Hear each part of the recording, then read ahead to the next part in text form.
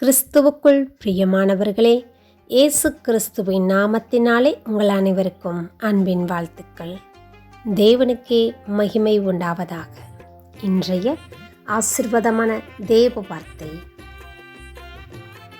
தேவரீர் எழுந்தருளி சியோனுக்கு இறங்குவீர், அதற்கு தயை செய்ய காலமும் அதற்காக குறித்த நேரமும் வந்தது.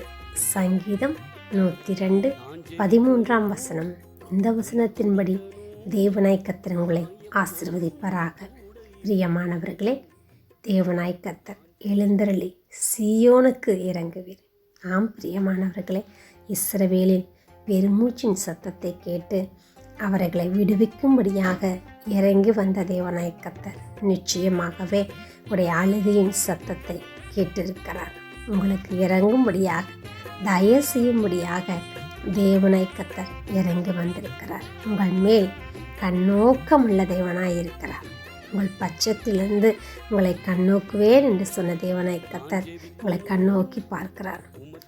அன்னாளுடைய மன கிளேசத்தை அறிந்த ஆண்டவர் தேவ சமூகத்தில் அழுது புலம்பிக் கொண்டிருந்த அன்னாளுக்கு அந்த அழுகையை களிப்பாய் மாற்ற முடியும் என்று சொன்னால் நிச்சயமாகவே உங்கள் அழுகையின் சத்தம், உங்களுடைய கஷ்டம், புலம்பல் எல்லாவற்றையும் தேவன் அறிந்திருக்கிறார்.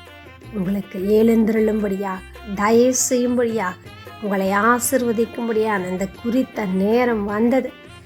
சாமுவேலை கண்டடையத்தக்கதான ஒரு ஆசீர்வாதம் அன்னாளுக்கு உண்டானது போல நிச்சயமாகவே தேவ சமூகத்தில் காத்திருந்து செபித்து கொண்டிருக்கிற உங்களுக்கு தேவ ஆசீர்வாதத்தை பெற்றுக்கொள்ளத்தக்கதான வேலை வந்தது. தேவன் தாமே உங்களை ஆசீர்வதிப்பார்.